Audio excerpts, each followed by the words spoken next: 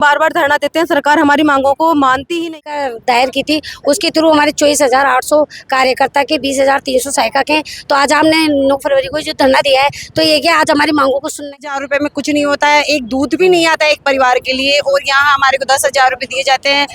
इस वक्त हम मौजूद है जयपुर के 22 गोदाम में, जहां आप देख सकते हैं कितनी संख्या में जिलों से ही नहीं शहरों से भी आंगनवाड़ी कार्यकर्ता महिलाएं आई है और ये अपनी मांगों को लेकर यहाँ पे आई है। और इनका आरोप है सरकार पर कि इन्होंने कई बार ज्ञापन दिए लेकिन सरकार इनकी बातें नहीं मान रही है। और कुछ चुनिंदा जो महिलाएं हमारे साथ जुड़ी हुई है, हम जान लेते हैं इनसे कि आखिर क्या मामला है। हाँ मैम, क्या मामला है, आप सब क्यों यहाँ पर आए हुए हैं?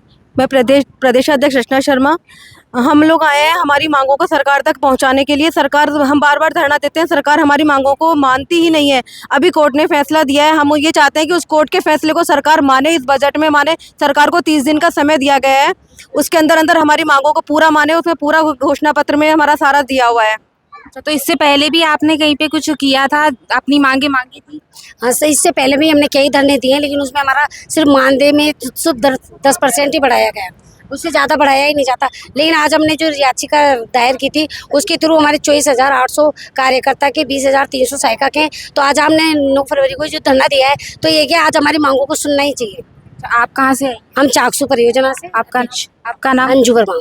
आप क्या कहना चाहिए? मैं माया जाट चाकसू परियोजना से जयपुर जिले से हूँ। मैं यहाँ पे आई हूँ पे हमारे से मैं आंगनबाड़ी कार्यकर्ता हूँ। आज 10,000 रुपए में कुछ नहीं होता है, एक दूध भी नहीं आता है एक परिवार के लिए, और यहाँ हमारे को 10,000 रुपए दिए जाते हैं, जिसमें हमारे को घर खर्च सारा सब कुछ चलाना पड़ता है। और सरकार इतनी योजनाएं निकालती है, उसके सारी सेवाएं हमारे से लेती है। आप आभा आईडी बनाओ, आप ये करो, आप PMVY का फॉर्म भरो, आप इंदिरा गांधी उसका सेकेंड डिलीवरी मातृ वंदना योजना का फॉर्म भरो, ये करो, सर्वे करो, सारी सब कुछ सेवाएं हमारे से ली जाती है। आज वहाँ पे ये काम है, तुम्हारे को जाना पड़ेगा, नहीं जाओ की तो आपके पैसे काटे जाएंगे। तो सरकार हमारे पे ऐसे दबाव बनाती है तो हमारे पैसे भी बढ़ाए जाए, जितना काम बढ़ रहा है उसके हिसाब से हमारे को पैसा बढ़ाया जाए।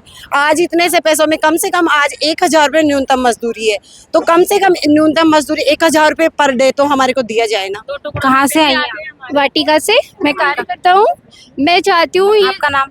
राम जानकी शर्मा है। मैं चाहती हूँ, हमारी बहनें बार बार धरना देती है, बार बार अपनी मांगे रखती है और सरकार है ना उन पे ध्यान नहीं देती। तो हमारी यही मांग है कि हम लोगों का मानदेय बढ़ाए, हमें नियमित करने के लिए जारी करें। और तो और हमें ना हमारी बहनें जो रिटायर हो जाती है ना, सबसे बड़ी बात ये है कि जो हमारी बहनें इतने साल काम करके जब वो सेवानिवृत्त होती है तो उनको कुछ नहीं मिलता।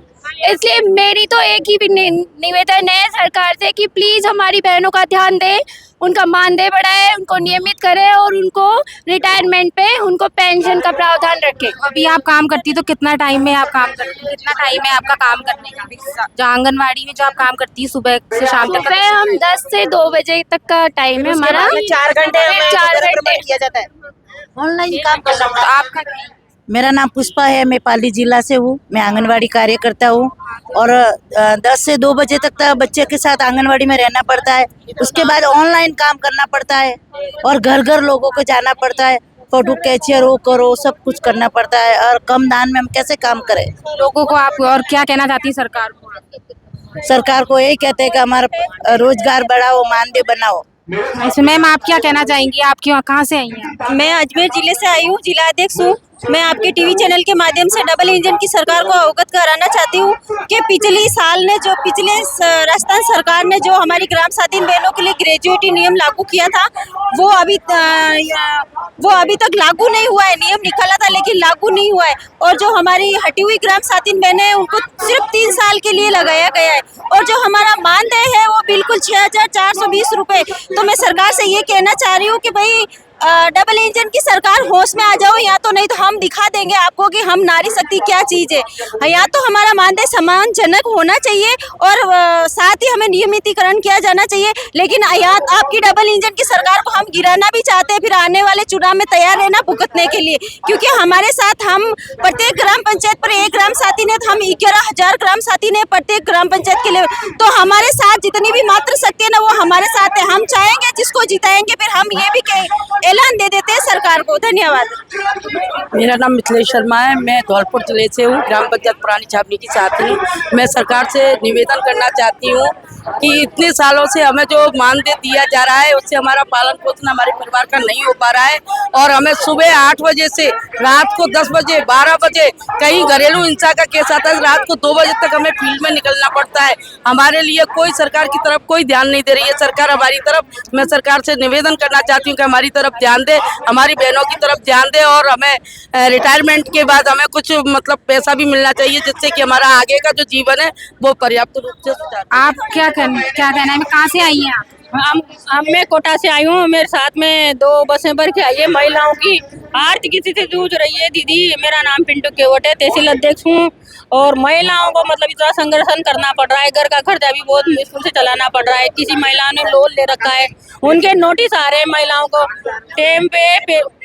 आप देख सकते हैं कि यहाँ पे कितना काफिला आ रहा है महिलाओं का, कि इनकी तमाम मांगे हैं, इनको लेकर ये कर रही है। आप देख सकते हैं कितनी दूर दूर से महिलाएं आ रही है, नारे लगाती हुई यहाँ से आ रही है। महिलाओं की महिला शक्ति जिंदाबाद के ये नारे लगाते हुए आ रही है। तो आप देख सकते हैं कितने काफिले में ये महिलाएं यहाँ पर आ रही हैं।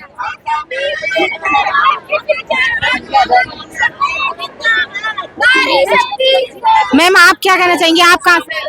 सर मैम, मैं ग्राम साथिन सरवाड़ ब्लॉक से आई हूँ और ग्राम पंचायत ताजपुरा से। मैं जिला मंत्री हूँ।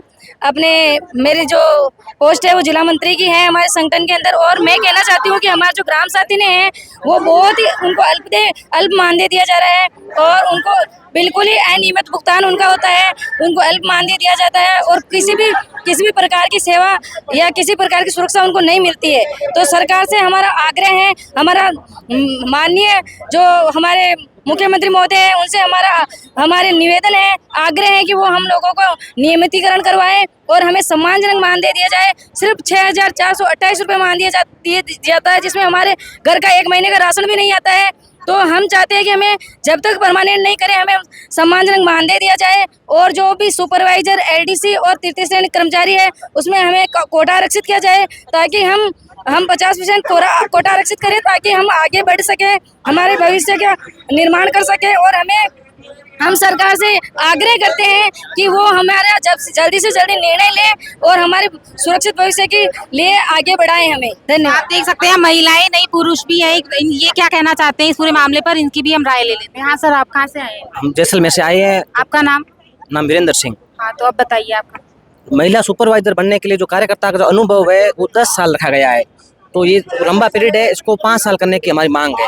और ये लॉन्ग पीरियड में एज महिला को निकल जाती है, इसलिए इसको 5 साल किया जाए, ये हमारी बेहद मजबूत मांग है। तो आप जैसा कि देख सकते हैं महिलाओं की इसे मांग है कि उनका मानदेय बढ़ाया जाए। उनको जो मानदेय मिलता है उनसे उनका घर का खर्चा भी नहीं निकल पाता है, उनका राशन भी नहीं मिल पाता है। तो उनकी यही सरकार से मांग है कि इनका मानदेय बढ़ाया जाए। फिलहाल के लिए इतना ही। कैमरामैन दीपेंद्र के साथ आकांक्षी चतुर्वेदी, द खटक।